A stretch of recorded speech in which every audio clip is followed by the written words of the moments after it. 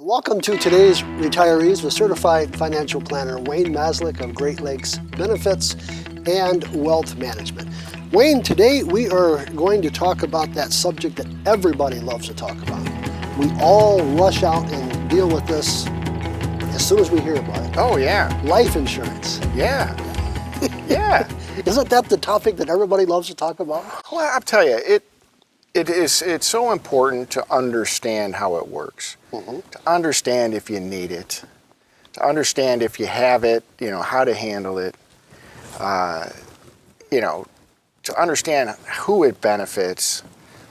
And I just see so many mistakes happening. I mean, year after year after year. I've been doing this a long time, going on 25 years. And the mistakes people make with life insurance it's very sad. So, if you own some, you better know how to manage it. If you don't have any, you really better know that you don't need any. And there's many uses for it. And I just want to help people understand life insurance a little more today. Okay. Not be afraid of it or not be sick of it or not want to talk about it, because it is a good thing to have in many cases. So I will start out asking you the most simplest of questions.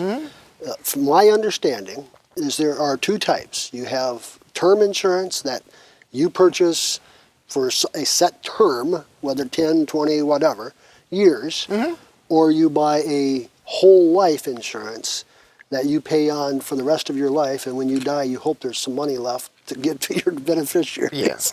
No, that's incorrect. That's incorrect. Right. Okay. But that's the way most of us think. Yes, unfortunately. And I'm not going to bore the folks with technical stuff today, but you were kind of on the right path. There's two general types of life insurance. There's term insurance and there's permanent insurance. Okay. Okay, permanent insurance is designed to be permanent, theoretically, ideally. Permanent meaning it's there till you're dead. But there are many types of permanent insurance. Okay. And unfortunately, many of them aren't permanent. Okay? Right. It's a sad thing. That's the horror story you hear about occasionally. Yeah, so let's back up a little bit. Okay. And let's start with, do you need insurance? Okay. Okay? And you can calculate this on your own. A person, a family man, woman, family woman, a couple, they can pretty much, within a 5 or 10 minute conversation, determine if they need any insurance. Okay. So what you have to do, and it could be fun, is you kill off your spouse. Okay. Okay. Okay. You play Not in reality, folks. You play a little game, right? Hubby doesn't come home, right? So you sit at the table over dinner, a glass of wine, whatever. All right, let's imagine, like, say me and my wife, I don't come home today, or I didn't come home yesterday. Then you look at how will she be able to handle this? Okay. What type of income will she have, and for how long? Are there minor kids? Will she get Social Security? For the children that they have, will she get spousal benefits from Social Security, and at what age?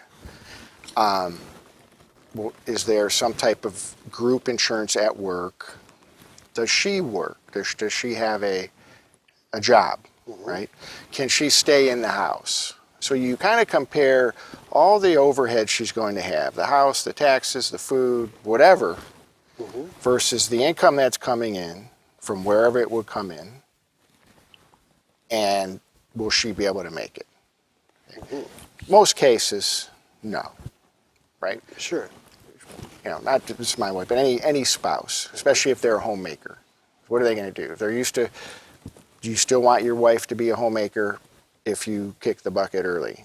Or do you want to have her send the kids to daycare and try and go make enough money to pay for everything? So your own situation, you just lay it out. Then the next step is to find out then what type of insurance you need. So how much do you need it? How much do you need, right? And then what type is the best? And, a good insurance agent or a certified financial planner will help get them through those steps.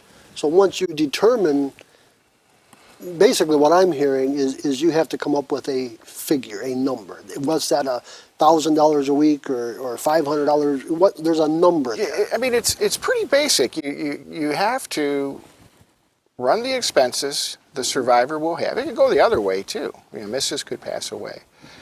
You got to look at the expenses of how you want your surviving spouse to live. What quality of life, what lifestyle do you want them to have if you're gone?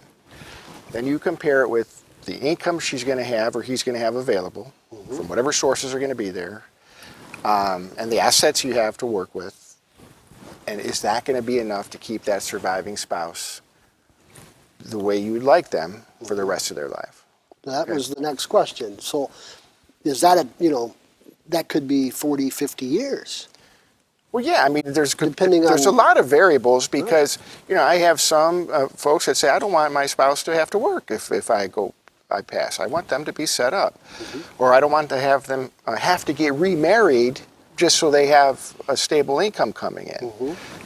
And, if they're young folks, certainly they're most likely going to get remarried, right? So you got to factor that in a little. Then you also have to add the tricky stuff, like, okay, if I don't survive, if I pass away early, do I still want my kids to go to college? Right? Do I want to make sure that funding is there for them? Or no, if I go early, hey, they're on their own.